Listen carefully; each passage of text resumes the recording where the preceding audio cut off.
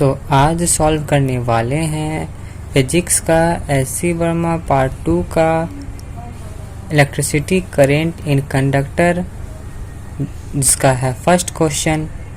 The amount of charge passed in the time t through a cross section of a wire is q equals to at square plus bt plus c। मतलब कि ये दिया हुआ है हम लोग को q इक्वल्स टू, तो इसका फर्स्ट है right the dimension formula for a b and c। तो हमें इसमें कुछ नहीं करना है, बस q equals to at square करना है।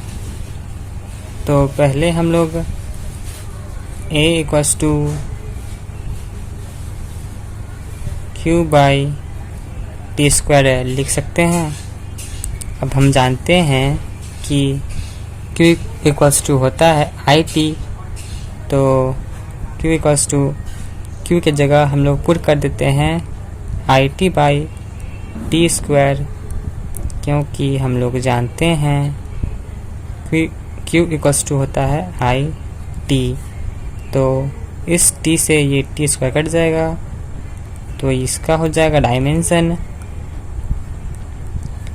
t का होता है i का होता है a और t का डायमेंशन होता है t। तो इसे हम लोग लिख सकते हैं आई टी इनवर्स। तो पहले का हमको आ गया a का डायमेंशन हो गया a t इनवर्स। अब इसी तरह हम लोग निकाल लेते हैं b का दिया है bt, मतलब q इक्वल्स टू bt।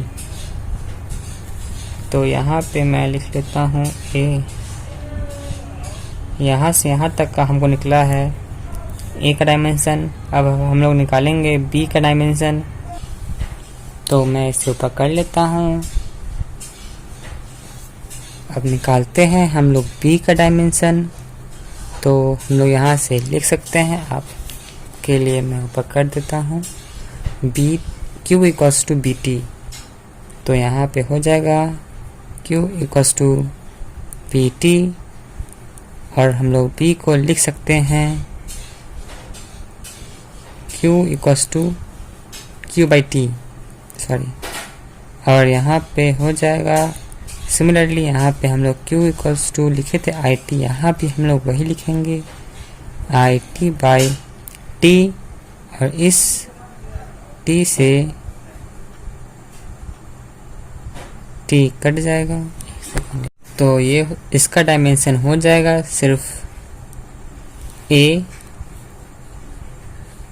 तो ये हमारा निकल गया b का डायमेंशन। अब निकालते हैं हम लोग c का डायमेंशन।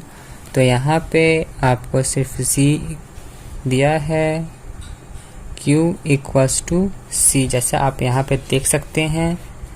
तो हम लोग c यहाँ पे q दिया हुआ है, मतलब c equals to a t. Similarly लिख सकते हैं यहाँ पे, जैसे हम लोग ऊपर में किए थे।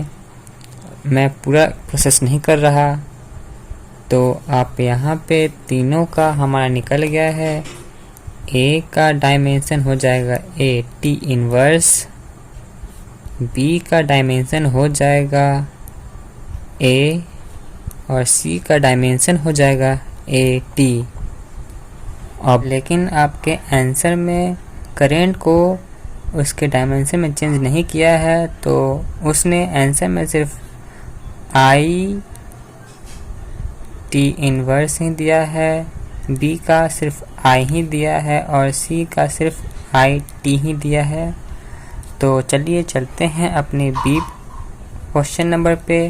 तो यहाँ पे कह रहा है right if the numerical value of a b and c are 5 3 and 1 respectively in SI units, then find the value of current at time 5 second. मतलब इससे पहले हमें डिफ्रेंशिएट करना पड़ेगा। आपको आई थिंक आपको आता ही होगा डिफरेंशिएशन, तो मैं कर लेता हूँ। तो इसका डिफरेंशिएशन हो जाएगा 2at² का डिफरेंशिएशन हो जाएगा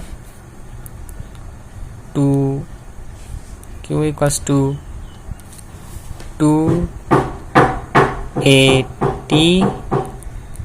और इसका डिफरेंशिएशन हो जाएगा bt का सिर्फ b और c का डिफरेंशिएशन हो जाएगा 0। तो यहाँ पे लिख लेता हूँ +0। तो अब हम लोग लिख सकते हैं 2 इंटू a का वैल्यू यहाँ पे दे रखा है 5 और t का वैल्यू दे रखा है 5। यहाँ पे आप देख सकते हैं a का वैल्यू दिया है 5 और t का वैल्यू दिया है 5। तो a की जगह 5 और t की जगह भी 5 हो जाएगा, प्लस b का वैल्यू दिया है 3 और प्लस 0। तो ये हो जाएगा 5 इंटू 5 25, 25 इंटू 2 50 प्लस 3, मतलब ये हो जाएगा पूरा एम्पियर में, क्योंकि करंट का वैल्यू होता है एम्पियर में, चार्ज का वैल्यू होता है एम्पियर में। तो ये हो जाएगा 53 एम्पियर। तो थैंक यू फॉर वॉचिंग।